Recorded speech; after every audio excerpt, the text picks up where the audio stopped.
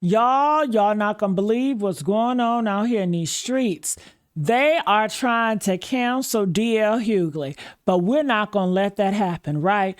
Yes, they are trying to silence him. They are trying to comfort him, but we will not let that happen. Do you hear me? Not on my watch, not at the Honey Static Media. So I want to play this clip, then I'm going to come back with my commentary because you know I got a lot of things to say. It's funny when I hear people, especially comedians, talking about why we talking about a joke that happened 3 weeks ago without asking the question, why are we still joking about an event that happened 7 years ago? And it's because George Floyd was a inflection point in America. We were all locked down in COVID, and we were forced to watch this thing that happened.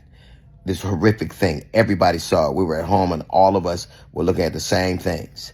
Maybe had it not been for that event, we might not have all seen it, and we could have all slumped it off and been like, of course, so this is a thing that happened and nobody, but we all watched it. And for a brief moment, America saw itself and started to try to make changes. That's when you had this whole DEI policy thing. As a matter of fact, Target was one of the corporations that spearheaded because it happened in the home of the corporate headquarters. But what also happened was there was this fomenting by a lot of people that the DEI policies was inherently unfair to them. So they started to attack woke. So George Floyd represented to some an event that made America see itself, and to others an event that started a slide toward this unfair thing to them. That these DEI, these policies that gave things to people that were unfair to them. And what they used was comedians to do it. They used comedians to normalize that mindset. It was what Trump ran on. They used them. They used comedians to tell jokes at Madison Square Gardens about floating piles of garbage. They used comedians to go on podcasts. Comedians had dinner with him. They used comedians to foment this idea there was an assault on woke, and it was something that happened to him. And George Floyd was the linchpin for that. It is why it reverberates, because to some, it was a glimpse of America trying to move forward, and to others, it was the taking away of something that they believe people didn't earn. So he represents a thing. And I suspect people that tell those jokes know it. Now, I respect your right to tell jokes, man. I don't have to like you. I don't have to dig what's happening, but I respect the right for it to happen. And when you tell those jokes, you're going to get what you get right now, because it isn't just a thing. It's an entire event. The reason we had the DEI policies that then this administration and a lot of people assaulted this idea of woke was because of that very event. So when you conjure that thing up, it conjures up those emotions on both sides. That's why we're still talking about it. I suspect that's why they keep telling those jokes, because it just reverberates. Netflix got what it wanted. They got this huge audience. They got a conversation going. And it also is a glance back at all the things that happened around it. It was an event. That's why people are talking about it. Do not ask why we're talking about a joke that happened 3 weeks ago without asking why somebody is telling a joke about an event that happened 7 years ago. It's because it reverberates. That's why we're talking about it. If you strike a chord, don't ask why people sing. Woo, honey, when I tell you, I had to sit with this, y'all. I really did. I had to get up. I had to walk around my kitchen. I had to call my mama. I had to.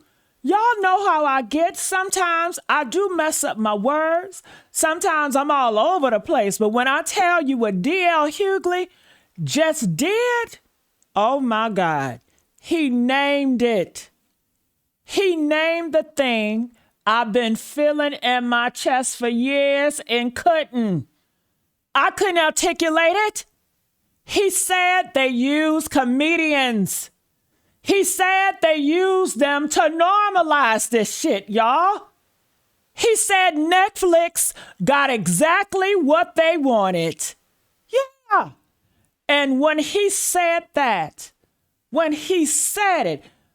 if you strike a chord, don't ask why people sing.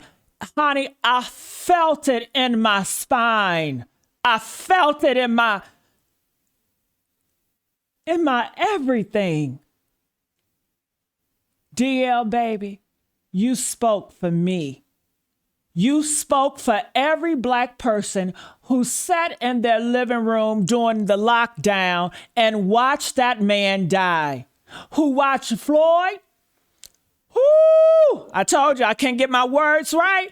Who watched George Floyd beg for his mama. Who watched a cop kneel on his neck for 9 minutes and 29 seconds while the whole world watched. And who then had to watch? We had to watch. Comedians turned it to a punchline, turned it into content, turned it into Netflix numbers. And Kevin Hart, Kevin, baby, I'm only going to say this one time to you. You invited Tony Hinchcliffe to your roast. You laughed while that white man joked about George Floyd burning in hell. You laughed while he just destroyed a Black man's death. A father, a man who begged for his mama while he died. You laughed while Tony Hinchcliffe put him in hell for a punchline, for a Netflix special, for a check.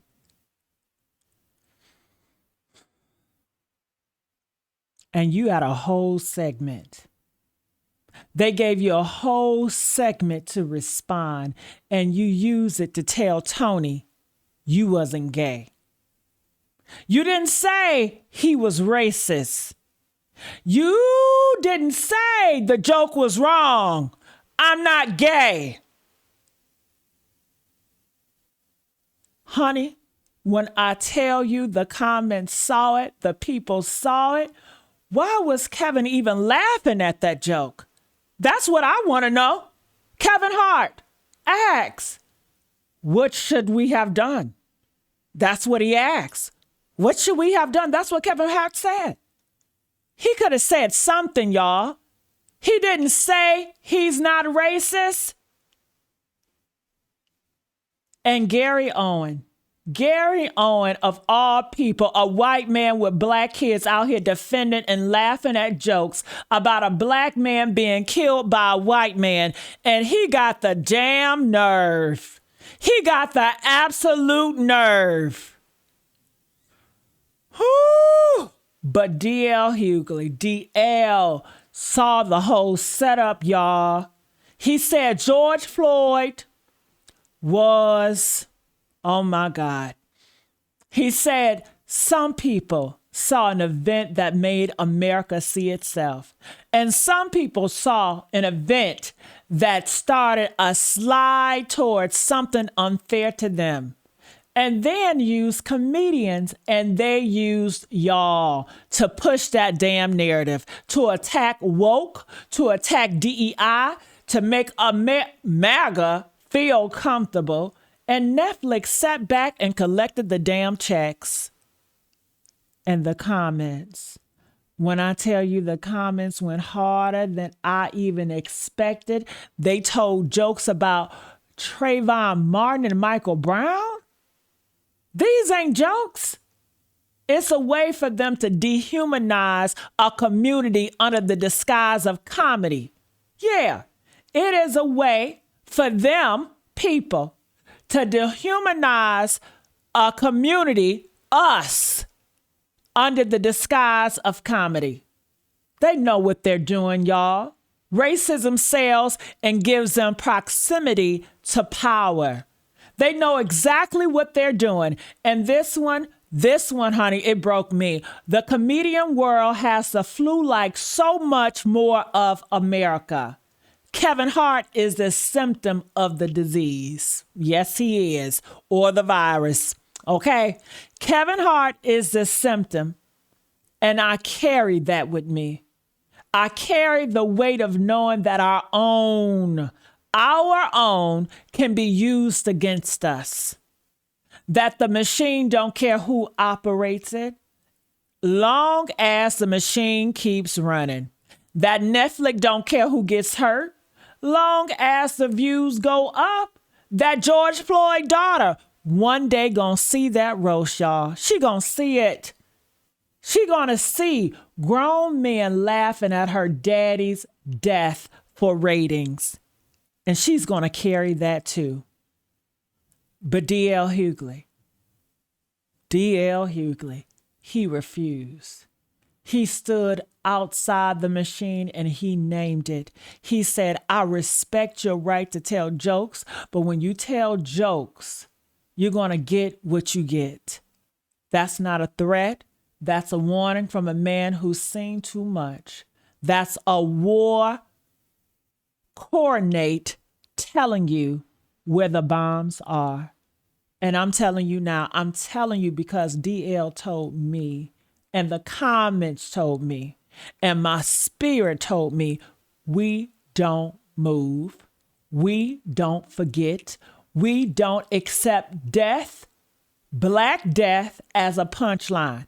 Not George Floyd, not Trayvon, not Michael Brown, not Emmett Till, not none of them. Because if we do, if we let them turn our profits into punchlines, then we already dead. Then they already won. So, like this video, comment, subscribe, and bring your daddy, because D.L. Hughley started the fight, but we gonna finish it. Okay? And actually, if you want to be technical, they started the fight. We are just responding.